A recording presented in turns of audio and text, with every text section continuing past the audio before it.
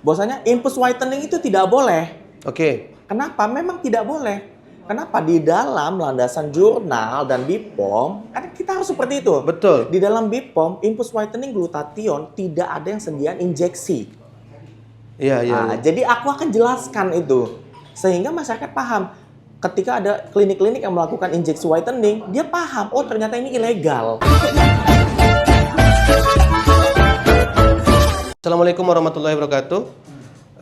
Hari ini kami kedatangan tamu spesial ya, seorang dokter yang istilahnya itu kalau di Medan itu adanya bukan gugatan, laporan yang istilahnya tumpat lah, lamban prosesnya gitu ya Bang ya? Betul. Bisa dijelaskan Bang, nama, kemudian kenalan dulu lah kita kira-kira begitu.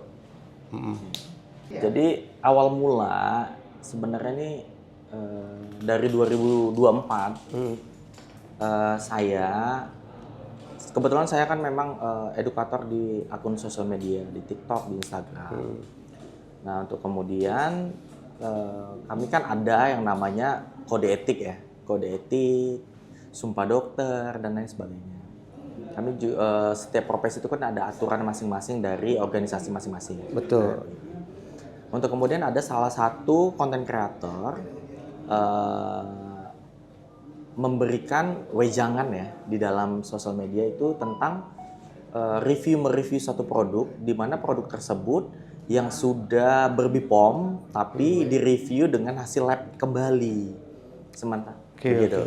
Jadi kan sebenarnya kan kalau dalam satu produk yang sudah terverifikasi oleh BPOM itu sudah bisa BPOM ini kan izin edar ya. Betul. Jadi kita tahu nih ada mutu, kemanfaatan dan semua segala sesuatunya itu kan sudah ada regulasi yang diatur oleh BPOM. Kemudian kita saking banyaknya di dunia skincare ini di dunia skincare ya. Jadi di dunia skincare ini kan banyak sekali produk-produk domestik atau lokal. Kemudian ada produk-produk dari luar negeri juga ya, dari luar diimpor ke sini.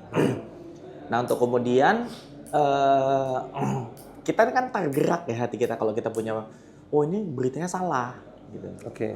Ketika waktu aku melihat ini beritanya salah, bahwasanya ada produk yang sudah BPOM, kemudian dilakukan review, ternyata reviewnya itu adalah mengecek kembali suatu produk tersebut dengan hasil uji lab, itu kan tidak boleh, tidak diperbolehkan kecuali itu dilakukan oleh BPOM sendiri di dalam pengawasannya. Itu kan sudah ada tuh aturannya dari BPOM RI nomor 3 tahun 2002. Itu jelas semua itu sudah ada poin-poinnya, semuanya sudah ada tertera dan itu wewenang hanyalah BPOM sendiri. Karena ada di mana namanya pre-market dan post-market. Dalam pre-market tersebut sebelum dilakukannya izin edar, sebelum dia mendapatkan nomor notifikasinya, register lah.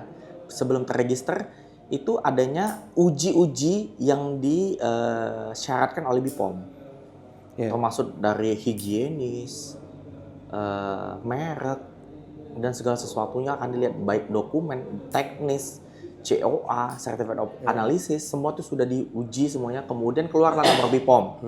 Nah setelah nomor BPOM keluarlah produk ini bisa diedarkan. Untuk kemudian dalam peredaran ini kan ada lagi pengawasannya. Gitu. Dalam pengawasan ini kan tetap BPOM-nya, bukannya kita, tapi masyarakat memang boleh. Tapi tidak dia yang menjustifikasi atau bukan dia yang menuduh, oh ini produknya ternyata begini toh. Kan itu tidak boleh tuh. Ada etiknya lah. Kenapa kemudian kita kayak punya naluri ya? Oh ini tidak benar. Sehingga karena kebetulan kreatornya adalah sejawat saya juga. Secara profesi dia profesinya dokter, walaupun dia tidak menggunakan nama asli, dia menggunakan dokter bla bla gitu lah ya. Kemudian saya japri karena kami punya namanya kode etik ya. Kode etik ini ketika kita melihat ada satu konten sejawat kita yang ini melanggar dari kode etik dalam bersosial media dengan konten yang sesat, kita akan beritahu secara japri dulu. Untuk kemudian tidak diindahkan, tapi malah berulang terus-menerus. Akhirnya saya mencoba untuk meluruskan dengan satu konten mengcounter kepada masyarakat bahwasanya ini tidak benar. hal seperti ini tidak benar. Ini wewenangnya adalah BPOM. Kalaupun memang dia menemukan sesuatu dalam suatu produk, silakan lapor ke BPOM. Biarlah BPOM yang melanjutkan tindak lanjutnya. Bukan kita mengambil wewenang BPOM tersebut. Karena itu jatuhnya tuduhan. Ya. Begitu. Dan itu sudah melanggar. Artinya menurut Abang, ini sebuah produk Ya. ketika ingin mau diedarkan, sama juga seperti yang saya pahami seperti PKRT kalau Abang tahu. Ya. Itu kan Itu lokal di sini. Lokal di sini Ya. gitu kan. Ketika dia mau diedarkan, dia wajib layak edar itu ada uji laboratorium dan sebagainya, yang mempunyai kewenangan itu adalah BPOM. Betul. Begitu sudah tersertifikasi, barulah boleh diedarkan. Ya. Ketika beredar, ini kita balik ke konteks inilah. Betul. Ketika beredar, ada lembaga yang mengawasi itu, itulah Betul. BPOM. Begitu. Kemudian ada masyarakat yang mereview dengan dia uji lab sendiri dan lain sebagainya. Kemudian hasil uji labnya itu dia umumkan. Betul. Pada dasarnya itu bukan kewenangan dia. Betul. Secara nggak langsung, ini berarti saya bisa menyimpulkan, walaupun mungkin bisa salah, bisa benar. Boleh saja itu berpotensi untuk menjatuhkan produk seseorang gitu ya. Betul sekali. Karena dia bukanlah kewenangan dia, namun dia berjalan melakukan hal tersebut seolah-olah itu kewenangan dia. Betul. Ditambah lagi latar belakang dia adalah penjual yang sama. Oh, Gitu. Jadi dia penjual skincare juga nih. Iya. Betul. Jadi seolah-olah jadi seperti itu macam kompetitor lah ya. Betul, menjatuhkan kompetitor dengan cara yang tidak baik. Begitu. Iya. Itulah namanya itu tersayat tapi tak berdarah. Jadi seolah-olah dengan dia melakukan hal itu, dia harusnya sadar itu bisa membunuh kompetitor yang lain. Betul. Andai kata itu menurut Abang tadi ya, dan saya pun paham seperti PKRT yang kami lakukan perlindungan di sini. Andai kata ditemukan indikasi bahwasannya hasil lab yang dia lakukan secara mandiri ternyata memenuhi syarat tidak layak edar, harusnya dia lapor ke BPOM. Betul. Dia surati itu BPOM. Kemudian BPOM menarik edaran duit mengecek kembali begitu kan, apakah memang benar temuan yang dia lakukan. Benar.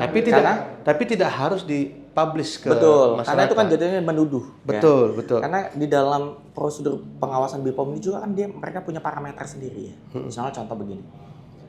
Satu produk kosmetik. Kita kan ini karyanya kan kosmetik nih, skincare ya. Ada kandungan-kandungan bahan aktif yang ada di dalam satu produk. Misalnya ada kandungan niacinamide atau AB, kita anggaplah A, B dan C.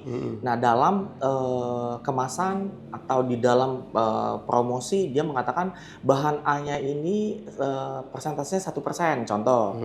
Tapi di dalam previewnya saat uji lab hasilnya cuma 0, sekian persen.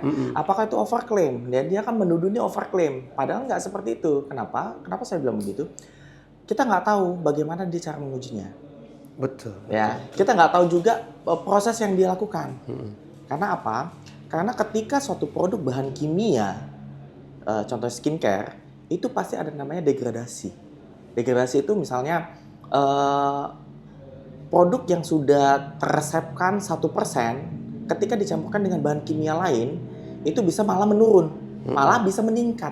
Ada proses oksidasi. Kemudian, apakah suhu?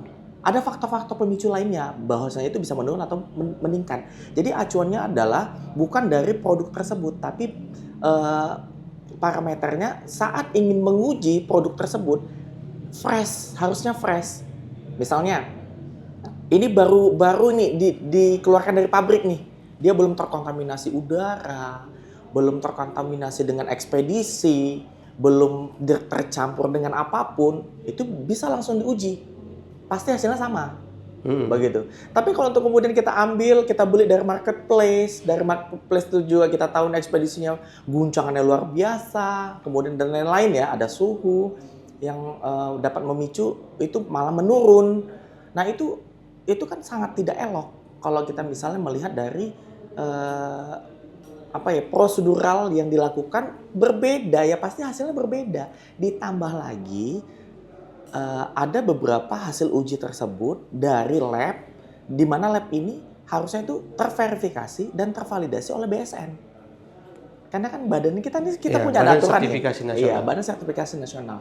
Tapi ternyata tidak terverifikasi gitu. Jadi kita hanya bisa kayak contoh nih, aku nih aku mau mengecek satu produk.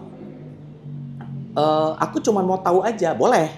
Tapi namun kita publish tidak boleh, karena dia tidak terverifikasi, tidak tervalidasi. Kan begitu kan? Jadi kan hasilnya tuh semu, nggak benar gitu. Nah, artinya seperti itu. Itu yang pertama. Yang kedua, kita juga sudah menyuratin BSN dulu, bahwasanya bagaimana sih sebenarnya prosedur ini, gitu. Kan ada proses verifikasi dan validasi. Verifikasi itu adalah ketika lab itu ternyata fasilitas memenuhi, terverifikasi lah dia.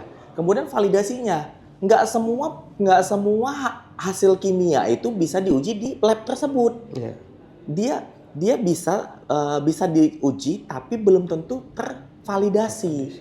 Seperti itu. Contoh misalnya saya nih, saya menguji darah saya, kadar gula darah di lab Prodia.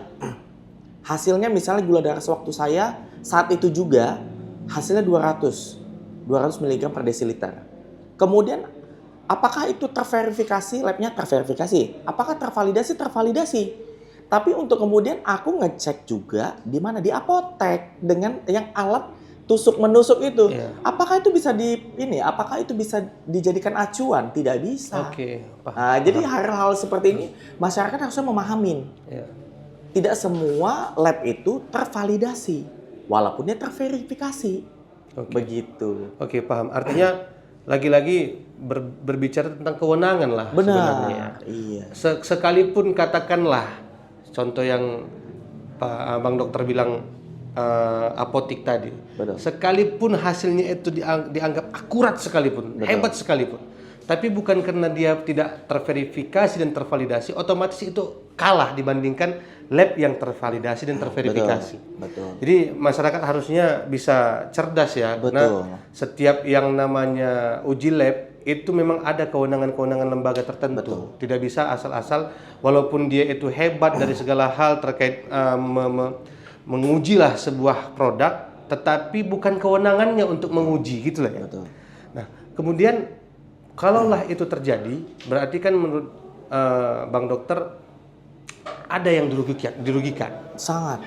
Dari konteks kerugian, maka ada akibat hukum yang harus dia tanggung jawab. Betul. Ada nggak kira-kira setelah kejadian ini kemudian terblow up sehingga membuat laporan karena kerugian daripada review yang kita duga tidaklah sebuah kebenaran? Ada. Jadi kita ada beberapa yang memang sudah melaporkan. Tapi mungkin ini karena case baru ya, jadi butuh pendalaman lagi. Karena kita juga sering melihat ya kayak jurisprudensi, kan kita biasa gitu ya kan. Oh ternyata tidak ada, belum ada. Ini kan case baru, baru pertama kita lihat. Nah ternyata ini butuh dipelajarin kembali. Mungkin seperti itu, makanya ini jadi prosesnya agak lambat. Kenapa di dalam proses hukum seperti ini? Tapi walaupun kita sudah ada panggilan dari BPOM sendiri untuk diberikan sosialisasi bahwasanya ini tidak benar. Gitu. Perlakuan seperti ini tidak benar.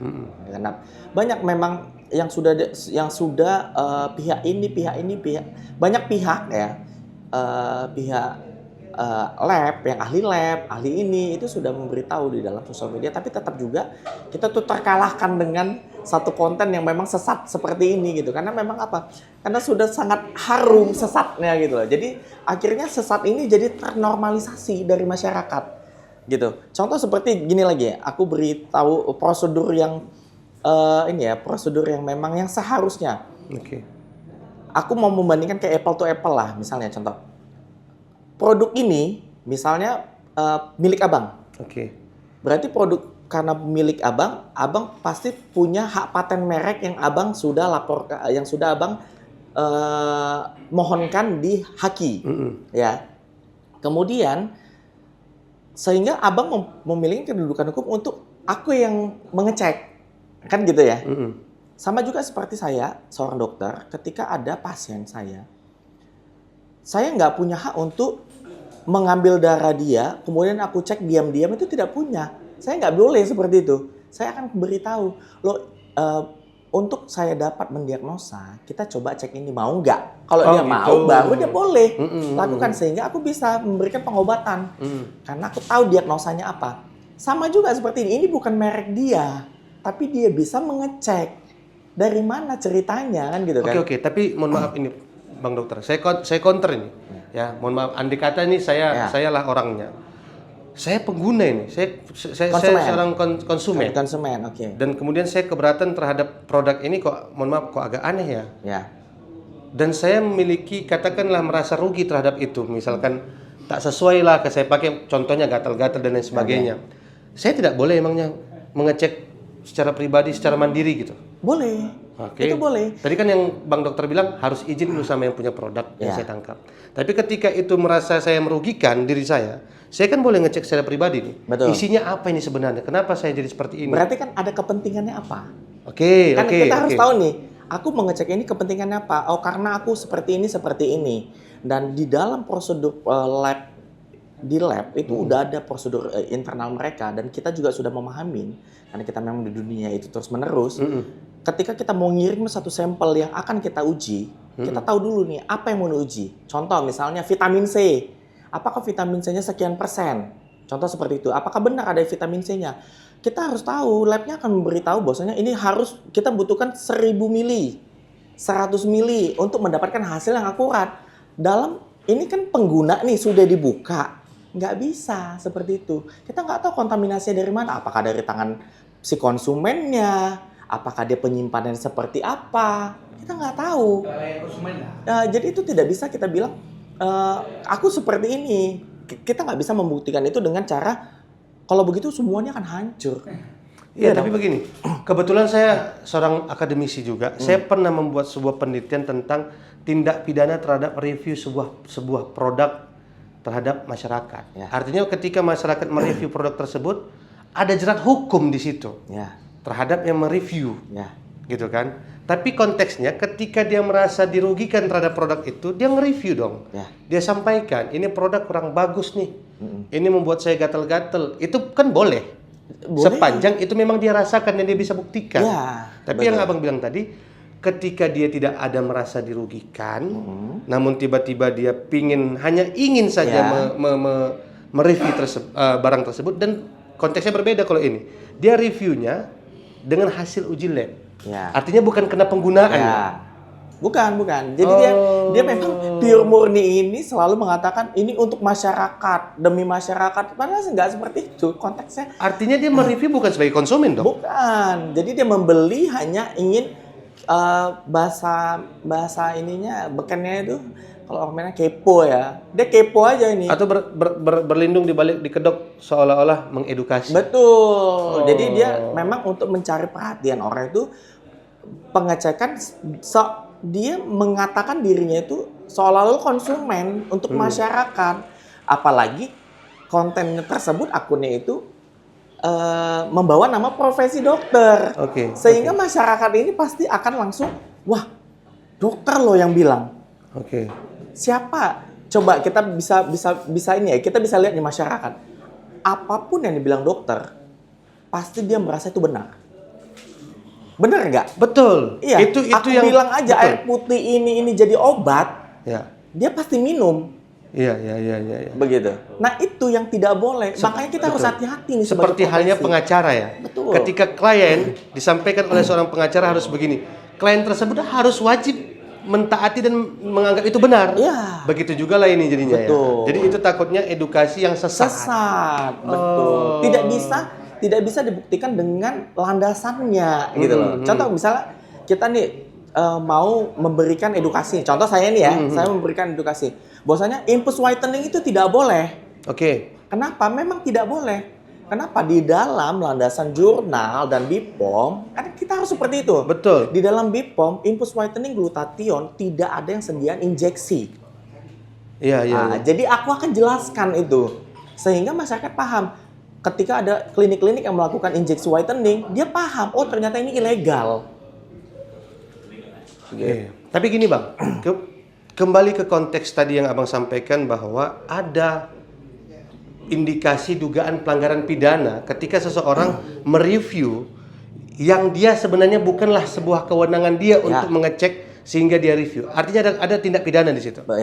Abang mengalaminya? Ya, saya mengalaminya. Jadi ada beberapa produk Tunggu. Abang mengalaminya, abang sebagai orang yang melakukan laporan terhadap hal tersebut. Ya, Oke. pemilik merek, pemilik produk. Kita tunda sebentar. Kita sudah kedatangan daripada ahli dari pidana tersebut.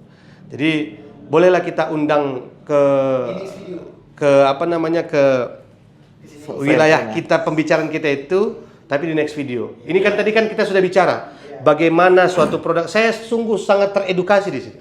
Ada pelanggaran, ada ternyata yang mempunyai kewenangan untuk mereview itu ada orang-orangnya, ada lembaganya. Ketika dia mengambil wewenang tersebut, maka akan ada yang dirugikan.